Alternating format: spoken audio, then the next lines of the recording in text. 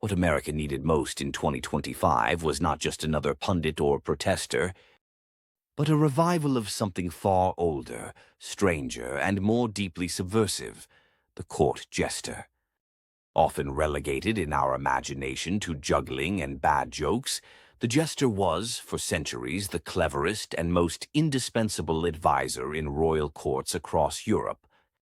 It took the madness of Trump 2.0, tariffs wilder than a medieval plague, financial markets teetering on collapse, and late-night comedians vanishing from airwaves to remind a beleaguered nation that sometimes the truth can only be smuggled in on a laugh.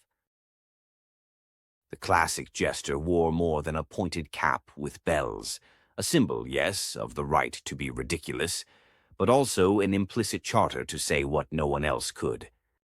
In the year 1340, as legend goes, the French suffered a crushing naval defeat at the hands of the English. Philippe VI's court was terrified to bring him the news. So it was left to his jester, who slipped a bitter pill inside a joke. "Sire, the English don't even have the guts to jump in the water like our brave French." A punchline, yes, but also a verdict: defeat, shame, and what to do next. The jesters of history were never just entertainers. They managed the king's hounds, purchased livestock, navigated the delicate hierarchies of the court. In an age when speaking against the crown was a beheading offense, the jester's cap and bells were not a costume, but armor, what Shakespeare called motley, a license to speak truth to power disguised as nonsense. Fast forward 7 centuries, the tyrants change, but the fear remains. But this time the jesters emerged from unexpected quarters. On CNBC, it's Dan Wedbush, his jacket so bright even the recession seems colorless by comparison.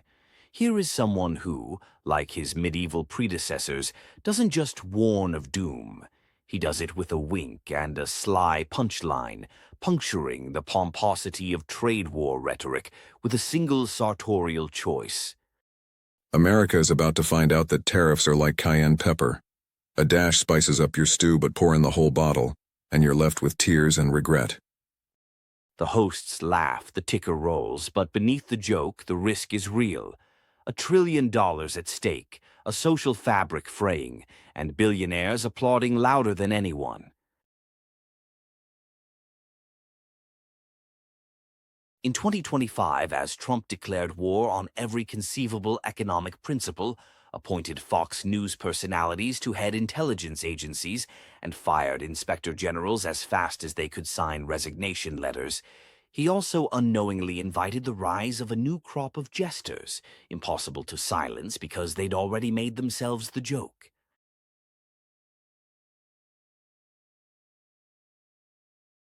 Late-night hosts, denied airtime, migrated to podcasts, in street corners, lampooning big, beautiful budge bills, and predicting the national debt's spectacular leap by another $20 trillion, with the deadpan delivery of a medieval fool preparing the crowd for a public hanging.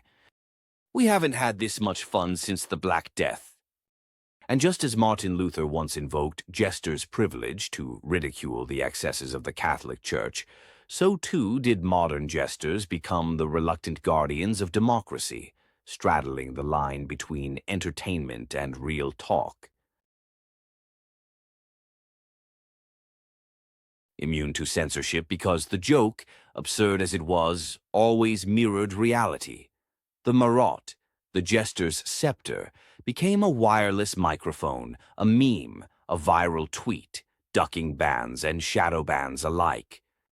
By May 24th, as bond markets trembled and overseas leaders queued up to retaliate with their own tariffs, the financial press became a theater of the absurd, expert after expert, dressed in ever brighter colors, hawking bitter truths to distract from the panic on the trading floor.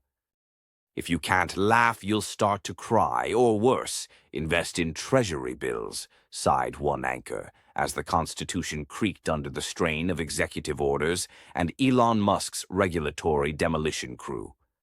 What America needed was for someone, anyone to say the quiet part out loud, wrapped in a joke, defanged by laughter but unforgettable. The jesters understood.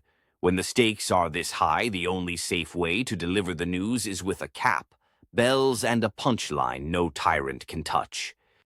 And so, as the country reeled, history's oldest truth-tellers passed on their ancient lesson. When lies become law, only the fool remains free.